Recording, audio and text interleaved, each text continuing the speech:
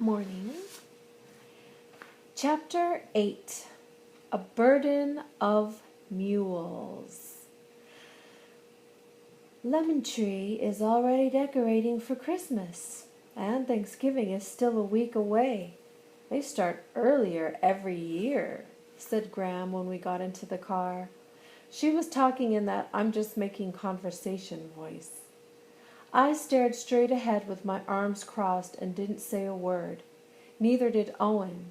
When Graham turned right instead of left at the corner, I knew we were headed for spray and play, Graham's destination after any difficulty or cause for celebration. Outside, the play area had one of those padded climbing gyms, and inside, the deli had a soft-serve ice cream counter with all the toppings. Our favorite thing to do was to fix Sundays and sit in front of the giant picture window, which looked directly into the car wash, the part where the cars rolled through on the track. It was fine to go there after Owen had a particularly bad day at physical therapy, or to celebrate if I got a good grade on a test. But did Graham really think that ice cream would make up for Skyla leaving us again? I pressed my nose to the car window. A vacant lot had been fenced with chain link, and a big sign read, "Trees coming soon." A few store windows had already been frosted like cakes with spray-on snow. Colored Christmas lights on the eaves of some of the buildings. In front of a church, a man struggled to lift a life-size plastic Mary with child onto a plastic donkey for a giant nativity scene. The donkey looked much too small for its load. I saw a family walking down the street. The mom pushed a stroller with a young girl snuggled inside, happily holding a stuffed doll. The father wore a baby backpack with a little boy perched on his shoulders. The mother laughed and the father leaned over and kissed her. If Skyla hadn't been having problems with alcohol, and if our father had come back to Lemon Tree, would that have been us? Graham parked the Toyota at Spray and Play. My arms still crossed and head hunched over, I followed her and Owen inside. The clerk stood in front of the soft-serve machine with pieces of the insides assembled on the counter in front of her. "Sorry," she said, shrugging her shoulders when she saw us. "I'm cleaning the dispensers." We walked over toward the car wash area. A big sign had been taped to the viewing window. "Closed for repairs." Two men in overalls on the other side of the window were tinkering with the spray nozzles. We sat down at a table near the picture window anyway. Graham sent Owen to buy 3 ready-made ice cream sandwiches. "I guess it's just not our lucky day," she said. I ignored her. It seemed Owen's found penny had been wrong. When Owen came back with the ice cream, I let mine sit on the table and melt. Owen and Graham ate theirs in silence, and then the 3 of us peered through the car wash window into the quiet of the stock-still machinery. Sorry guys, I forgot to turn my phone off. See what happens? Phones. Okay. It's not going to start up, no matter how hard we stare. A watched pot doesn't boil. Although, Naomi, I've been sitting here watching you, and you look like you're going to burst. Our entire life, Graham had been tight-lipped about anything to do with our parents. If Owen asked, "What was our mother like?" Graham always answered, "That's best left unsaid. Let's focus on the future." If I asked about our father, Graham said, "Naomi, let's not dredge up the river bottom." Didn't she know that Owen and I had a million questions? Finally, I turned to face her. We waited and waited. Owen wore his suit and tie. Blanca and her mother waited too. What's a rehab and a halfway house? Is Skyla sick? And what about our father? I thought he didn't want us, but he did. Deliberately, and at a snail's pace, Graham wiped her hands with a napkin. She always went into slow motion when she was putting her thoughts in order. A rehab hospital is a place people go to recover from alcoholism, from letting alcohol mess up their lives. I'm sorry to say that Skyla has been in several. When she gets out of a rehab hospital, she has to go into a halfway house for a while. It's a house where people learn how to live in the real world again, but with counselors watching over them. And sometimes, after a lot of years, drinking makes a person's brain work cattywampus, and doctors have to give them medicine to straighten it out, so they can handle their everyday problems. Why didn't you tell us? I asked.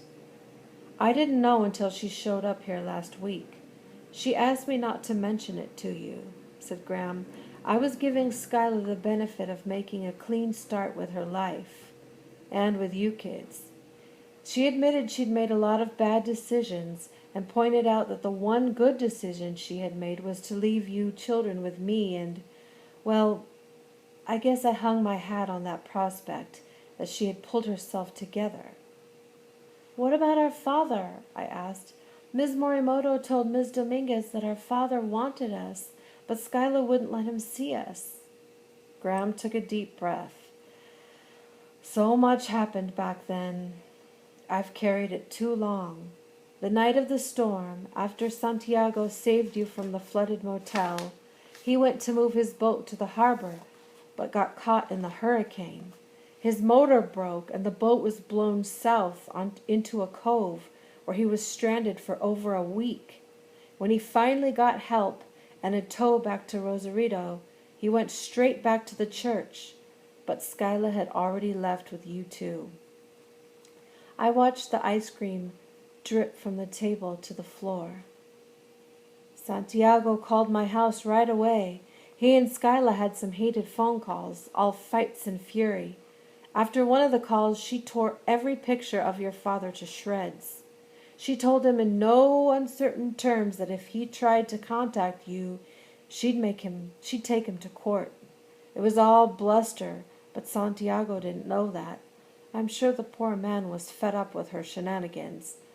After that, I didn't hear from him for several weeks. Then one day he started sending money orders in care of me for you both. He sends a sizable amount a couple of times a year. So their dad pays money to the great-grandma to take care of the kids. A surge of frustration welled up inside of me. Why did grown-ups always think that kids couldn't understand the truth? With Skyla showing up and all this new information about my father, I might as well have been lugging around a giant suitcase filled with rocks for the weariness that settled on my shoulders. We could have written him a letter to tell him we were with you, I said. I tried that, Naomi. I wrote a half-dozen letters, but they all came back to me, and none of his money order envelopes ever had a return address. You could have at least told us. I buried my head in Graham's lap and started to cry. Graham patted my back. He was a fisherman and sometimes spent weeks out on his boat. That was no life for you kids. By the time I got Owen set up with his doctors and you with the counselor, I was so attached that I didn't want to take the tiniest chance of losing either one of you. After my letters came back, I didn't try anymore. That was selfish on my part. You can blame me for that. Just then a big noise echoed from inside the car wash, interrupting my cry. I sat up. The machinery churned on the other side of the viewing window, and a car headed through on the track. Tiny jets sprayed foamy soaps and waxes in rainbow colors on the car. Then the giant machinery went to work scrubbing and lathering. Finally, finger-like water nozzles waved back and forth, rinsing off the suds. Owen tapped me on the shoulder. You can stop now, Naomi. They got the car wash working. He and Graham laughed, but I couldn't summon a smile. We watched a few cars go through the wash. Any more nettles in your cap? Asked Graham, taking my hand. I looked up at her. What's a vicious circle? Skyla never came home the night of the conference. 3 nights later, Graham, Owen, and I had cleaned the kitchen from Sunday pot roast and arranged ourselves comfy on the sofa to watch television. That's when Skyla's car pulled up and our horn beeped. Graham tensed, and Owen and I sat still as statues. A few minutes later, the door popped open. "Come outside, everyone," Skyla said, all cheerful. "I have a surprise and news. Which do you want first?" Was she really going to act like nothing happened? Graham demanded, "Have you lost your mind? Why didn't you go to the conferences and pick up these children from school on Thursday?" Skyla didn't blink. She just stared at Graham and said, "Something came up. Sorry. Don't you want to hear my news?" "These children were counting on you to show up," continued Graham. "Their teachers had appointments with you. Naomi and Owen waited on the steps of the school until dark. Where were you?" Skyla tilted her head and looked confused. "Clive and I went to Palm Springs for a long weekend. That's all. Now, my news is that I invited Clive to come for Thanksgiving, and he said yes. He is dying to meet y'all. Isn't that great?" Skyla looked from me to Owen to Graham. I was sure we all looked like a jury, sitting all in a row on the sofa. "What? Are y'all going to ruin everything by holding it against me that I skipped 2 little conferences? I can't believe it. Obviously, everyone got home just fine and no harm was done. That is just like you, Graham. You are always this way, raining on all my joy. And it looks like you've taught these children your same pitiful attitude. Well, I'm not going to let you spoil my spirit. Now, out in my car is a big present, and I have been counting the minutes to get it here. But I can just as easily return it if that's what you want." She turned and walked out, slamming the door. Graham closed her eyes and shook her head, talking to the ceiling. How does she always turn things around in her favor? "Can we go look?" asked Owen. "Please?" Graham finally nodded, and Owen and I bolted outside. Skyla opened the trunk of the car and struggled to pull something out. A few seconds later, she wheeled a brand new bicycle into the halo of porch light. I sucked in my breath. The tags and a helmet dangled from the handlebars, and the blue metallic paint shimmered. It had all the expensive extras, a light, fancy reflectors, and a leather pack behind the seat. "A bike!" said Owen, clapping the sides of his cheeks and jumping up and down. "Isn't it beautiful?" said Skyla. "Owen, it's a present for you from Clive. He wants to meet all of you, and this is his way of introducing himself." "Well?" Graham was flat out staring at Skyla in disbelief, with her mouth so wide open that she was going to catch flies if she didn't shut it soon. Skyla beamed. "Thank you, thank you, thank you." Owen said it so loud I was sure everyone at Avocado Acres heard him. He was already balanced on the seat with Graham holding the handlebars. He couldn't ride it yet because it needed to be adjusted for his height, and he needed a little block of wood on one of the pedals so his legs would be even. Graham wheeled him away down toward the blacktop as he called, "Thank you." I was so happy for Owen that I wanted to hug Skyla, but she leaned against the car looking after him, and she wasn't smiling. Her arms were crossed tight, not inviting affection.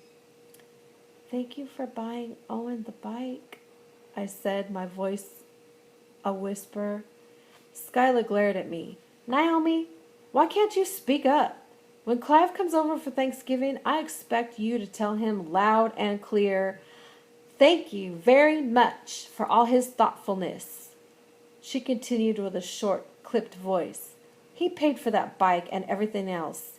He wants to be friends with you, especially, and I'm counting on you doing the same in return for all he's done. You owe him that, so don't disappoint me. Do you understand me, young lady?" I quickly nodded and backed away from Skyla, then turned and ran after Graham and Owen. Was I in trouble? Why did Clive want to be my friend? Why did I have to tell him thank you loud and clear? I didn't want to owe him anything. I caught up to Owen and Graham and took over pushing the bike. As I wheeled Owen around the trailer park loop, a troublesome feeling tiptoed after me like a lurking shadow.